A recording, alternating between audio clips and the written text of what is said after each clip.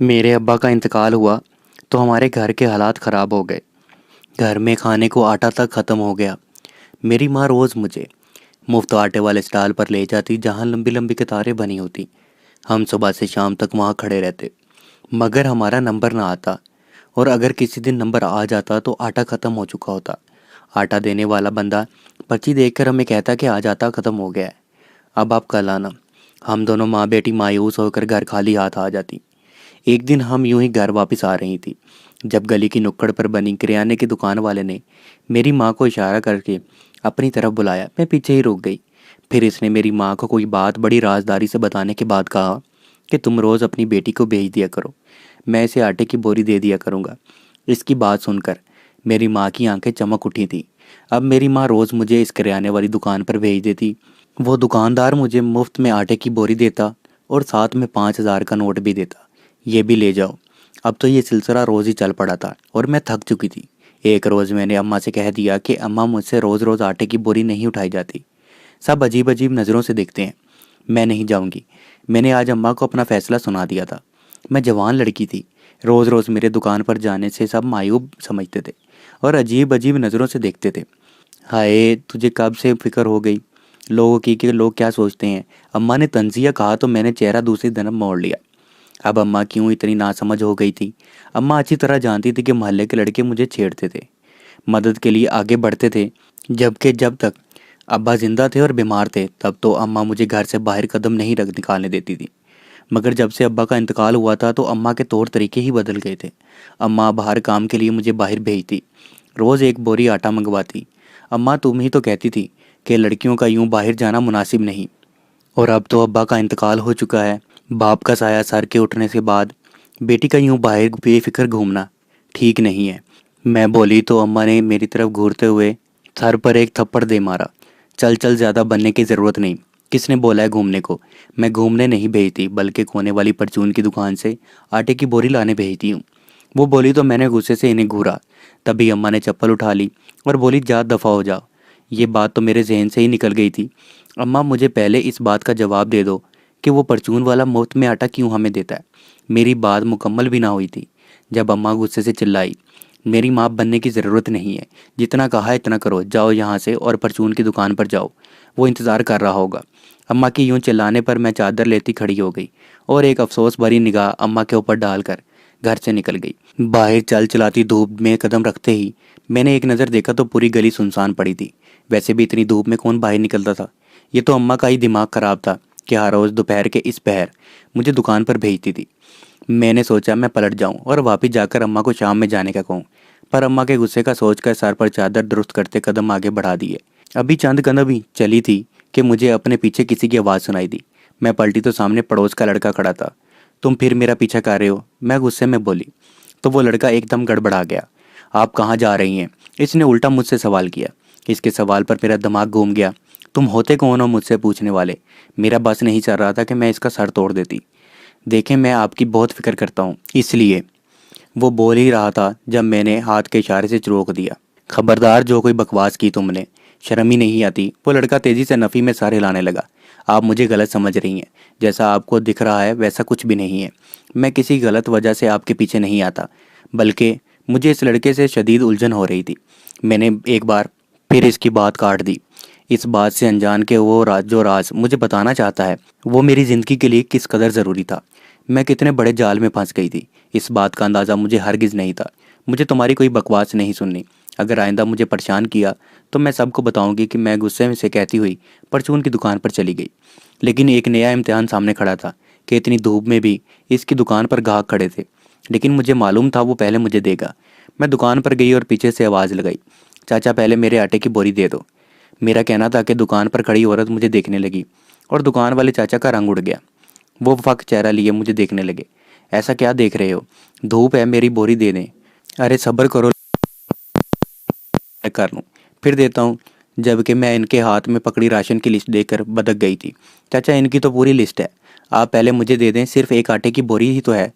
मैं फिर बोली तो चाचा की रंगत दर्द पड़ने लगी थी और मैं हैरान थी कि अचानक इनको क्या हो रहा है। जब चाचा ने मुझे खामोश रहने का इशारा किया और इस औरत से मुखातिब हुए, ओ बाजी, सिर्फ 2 मिनट पहले मैं इस लड़की को देखकर पार कर दूं। वो ये बोलकर अंदर गए और फिर मुझे आटे की बोरी ला कर दी। मैं वहाँ से पलटने ही लगी थी जब वो औरत गुस्से से बोली, आय हाय, हमें तो सादा बोरी पकड़ाते हो, जबकि हम रोज़मर्रा के ग्राहक हैं, और इस लड़की को कपड़े के हैंडल वाले बैग में बोरी दे रहे हो। वो बोली तो मैं जाते जाते पलटी और चाचा को देखने लगी। फिर एक बार नज़रें झुकाकर इस कपड़े के बैग को देखा जिसमें आटे की बोरी थी। अरे बाजी जी, वो यतीम बच्ची है, इससे वैसे उठाया नहीं जाता। अचानक वो औरत बात काट कर बोली, बस भैया, हम भी औरत ही हैं, लाओ सामान की लिस्ट मैं दूसरी दुकान से ले लूँगी।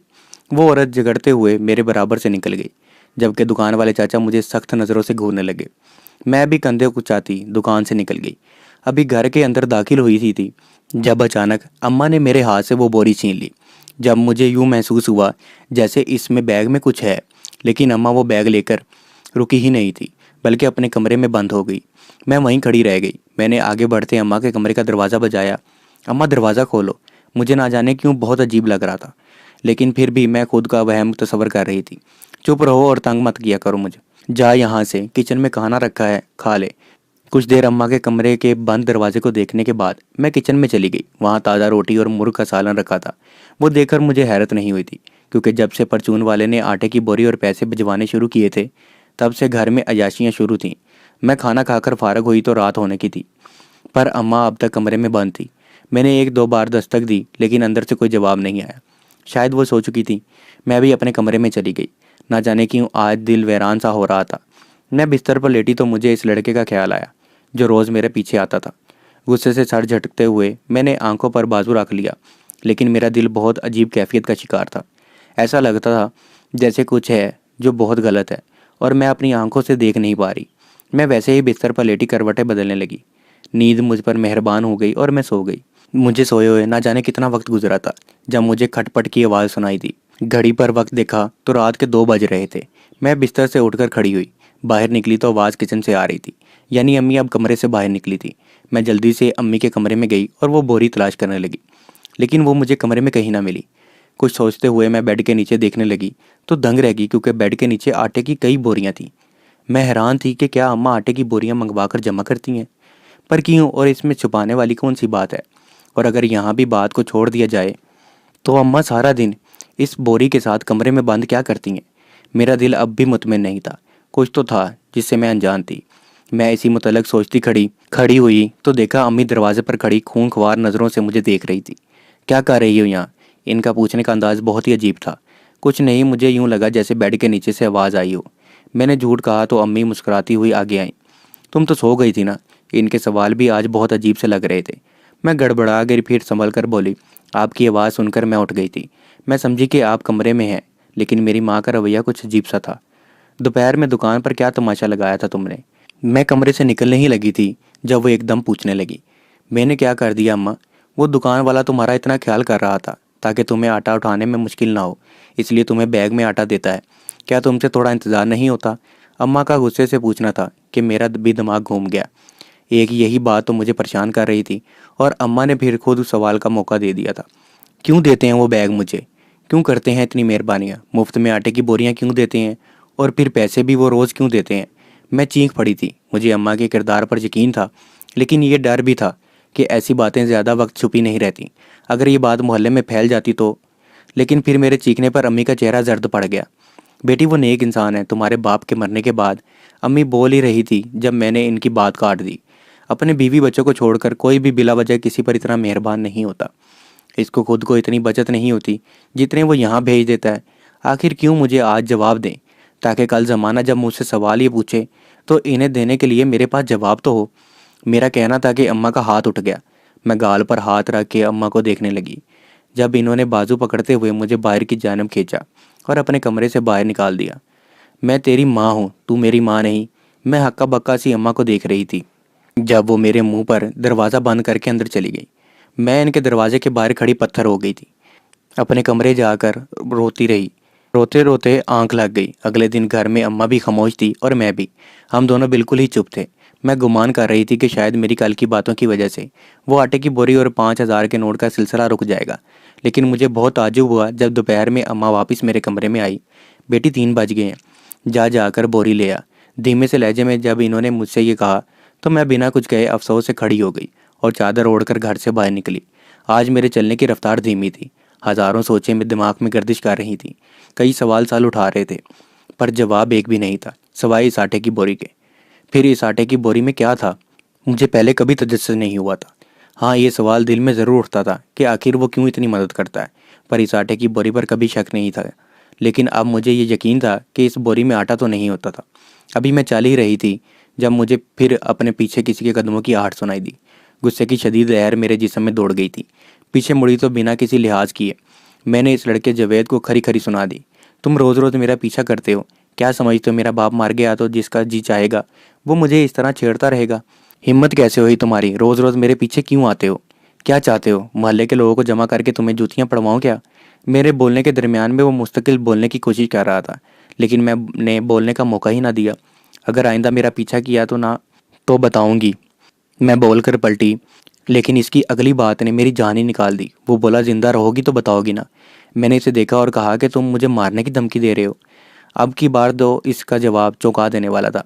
तुम्हारी माँ का रवैया तुम्हें अब तक अजीब नहीं लगा? क्या तुमने कुछ गलत नहीं देखा, या फिर तुम भी इन सब के साथ शामिल हो? इसका पूछना था कि मेरे अल्फाज गुम हो गए और मैं वाकई खौफजदा हो गई।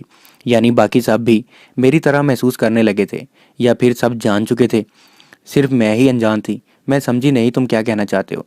मेरा पूछना था कि इसके अगले सवाल ने मेरे पैरों तले से ज़मीन निकाल दी। रोज़ जो तुम आटे की बोरी लेकर जाती हो, जानती हो इसमें क्या होता है? इसका सवाल अजीब ज़रूर था, पर सच भी था कि ये शक मुझे भी लाहक था। आटे की बोरी में आटा ही होगा, मैंने आम से लहजे में जवाब दिया, तो इसने नफ़ी में सारे ला दिया था। इस आटे की बोरी में आटा नहीं, बल्कि इसके बाद जो इसने बताया मेरी तो जान निकल गई।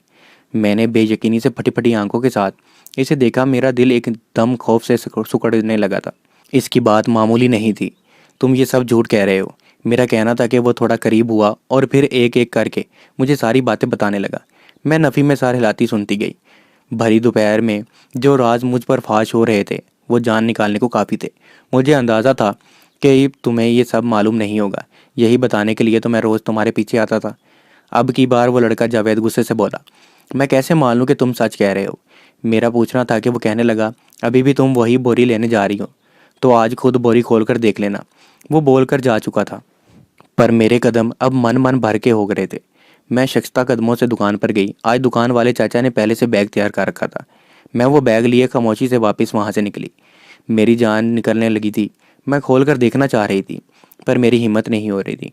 जब बड़ा दिल करके हिम्मत से मैंने वो बैग कांपते हाथों से एक चबूतरे पर रखा और इसमें मौजूद बोरी में छेद करके इसके अंदर झांका, तो इसके अंदर मौजूद चीज़ को देखकर मेरी जान निकलने लगी। मुझे लगा कि अभी मैं मर जाऊंगी। मैंने अपनी चीख दबा के बैग बंद कर दिया। मेरा दिल और दिमाग सुन्न हो चुका था। मज़ीद एक कदम चलने की हिम्मत न थी, लेकिन मुझे कदम आगे बढ़ाने थे। मैं बोरी लेकर चल पड़ी और घर में जैसे ही कदम रखा तो मुझे लगा कि अम्मा जान जाएगी कि मैं सच जान गई हूँ। लेकिन वो इस कदर जल्दी में थी कि इन्होंने मेरा खौफ और पसीने से शराबोर चेहरा ना देखा। इन्होंने मुझसे बैग लिया और कमरे में चली गई। मैं भी कांपती टांगों से अपने कमरे में चली गई। मैं जानती थी अब अम्मा रात से पहले कमरे से नहीं निकलेगी, इसलिए मैं हज़ारों कतार रोने लगी। जब रोते रोते दिल ना हल्का हुआ तो मैं बिस्तर पर सोने के लिए लेट गई। आज मुझे ना भूख लगी और ना ही प्यास। मेरा तो सांस लेने का भी दिल नहीं चाह रहा था। अम्मा मेरे सोने का फ़ायदा उठाती थी। मैं आज जाकर सब कुछ देखना था, लेकिन यह भी सिर्फ कोशिश थी कि दूसरे कमरे का मंजर सोचकर जहाँ नहीं जा रही थी। सोचते सोचते रात के 12 बज गए। मैं बिस्तर पर लेटी रही थी अम्मा के इंतज़ार में। मुझे आज इस लड़के ने बोला था, ख्याल रखना कि तुम्हारी अम्मा को शक ना हो कि तुम सच जान गई हो, क्योंकि मैं वो जानता हूँ जो तुम नहीं जानते। इस वक्त मैं पूछना चाहती थी कि वो और क्या क्या जानता है, लेकिन डर की वजह से मैं पूछ न सकी। जितना मैंने सुना था वही मेरे लिए जानलेवा था। मज़ीद सुनने की सकत ना थी। मज़ीद 1 घंटा गुजरा तो रात के 1:45 अम्मा के कमरे का दरवाज़ा खुला और खिलाफ तवक्का वो सीधी मेरे कमरे में आई और करीब से आकर मुझे देखा। मैंने जानकर दोनों आंखें बंद कर लीं। जब अम्मा ने मेरे कमरे का दरवाज़ा बंद किया और कमरे से निकल गई, मैं आंखें खोलती फ़ौरन उठ खड़ी हुई। आहिस्तगी से कमरे की खिड़की खोलकर देखा तो अम्मा हाथ में कुछ पकड़े बाहर की तरफ भाग रही थी। मैं जानती थी इनके हाथ में क्या है। मैं तेज़ी से इनके पीछे गई और चुप कर देखना चाहा तो घर के बाहर इतनी रात को वही परचून वाला खड़ा था। मैं जल्दी से वापस कमरे में भाग गई। अब सब कुछ साफ था। सारी हकीकत खुलकर मेरे सामने आ चुकी थी, पर मैं अब भी एक सच्चाई से नावाकिफ़ थी जो शायद इसी तरह की खतरनाक थी। मैं वापस कमरे में आई। मेरा दिल पसलियाँ तोड़कर बाहर निकल रहा था। मुझे सिर्फ अब सुबह होने का इंतज़ार था। सारी रात आंखों में कटी। अगले दिन मेरी अम्मा से बात ना हुई। जब अम्मा ने मुझे 3 बजे बोरी लेने भेजा, मैंने बोरी लाकर अम्मा को दे दी, जिसे लेते ही अम्मा कमरे में चली गई और मैं वहीं सेन में बैठ गई। अचानक बाहर का दरवाज़ा ज़ोर ज़ोर से बजने लगा। मैंने खोला तो देखा बाहर पुलिस खड़ी थी। इसके साथ पुलिस वाली औरतें भी थीं। वो लोग तेज़ी से अंदर दाखिल हुए और अम्मा का दरवाज़ा बजाने लगे। अम्मा ने दरवाज़ा खोला, इनके होश उड़ गए। पुलिस वाली औरतें जल्दी से अंदर गईं और वो छोटा सा बच्चा उठा लाईं। आज सारी हकीकत खुल गई थी। वो दुकानदार अम्मा को चंद घंटे के लिए बच्चे संभालने को देता था। बदले में अम्मा को खाना और रोज़ का 5,000 भी देता था। अम्मा का ज़मीर मर गया था कि वो ऐसा काम कर रही थी और फिर रात अंधेरे में वो बच्चा ले जाता। असल में वो बच्चे अगवा करने वाले गिरोह से ताल्लुक़ रखता था और अब मेरी माँ भी इसी का हिस्सा थी। लेकिन जैसे ही पुलिस ने अम्मी को पकड़ा, इन्होंने सारा इल्ज़ाम मुझ पर डाल दिया। मैं अम्मा की शक्ल देखती रह गई। वो रोते हुए जिस कदर सफाई से झूठ बोल रही थी, मुमकिन था कि पुलिस वाले यकीन कर लेते अगर मैंने खुद इन्हें फ़ोन करके ना बुलाया होता। आज अम्मा के सारे झूठ पकड़े गए थे। अम्मा मुझ पर चीख पड़ी और बोली, खबरदार जो मुझे माँ कहा तो तू पैदा होते ही अपनी माँ को खा गई थी। मेरे सर पर तो आसमान ही टूट पड़ा कि जिसको मैं माँ समझती थी वो मेरी माँ थी ही नहीं। मैं रोती रोती वहीं गिर पड़ी थी। पुलिस वाले इन्हें ले गए थे और मेरी मदद की वजह से पूरा गिरोह पकड़ा गया था। मेरी सौतेली माँ को लंबी सज़ा हुई थी। मेरी सौतेली माँ ने गुर्बत से तंग आकर बहुत ही गलत कदम उठाया था। सब मासूम बच्चों को इनकी माँओं के हवाले कर दिया गया था। मैं अपनी सौतेली माँ की खातिर बहुत सी माँओं की ज़िंदगियाँ नहीं उजाड़ सकती थी। मैंने दिल पर पत्थर रख कर ये सब किया था। आज मेरी इसी लड़के जावेद से शादी हो चुकी है, जिसने मुझे सच्चाई बताई थी। मेरी ज़िंदगी अब सुकून से गुजर रही है। मैं जावेद के साथ अक्सर अपनी माँ से मिलने जाती हूँ। आज इन्हें भी अपनी गलती का एहसास हो गया है, मगर अब कोई फ़ायदा नहीं था।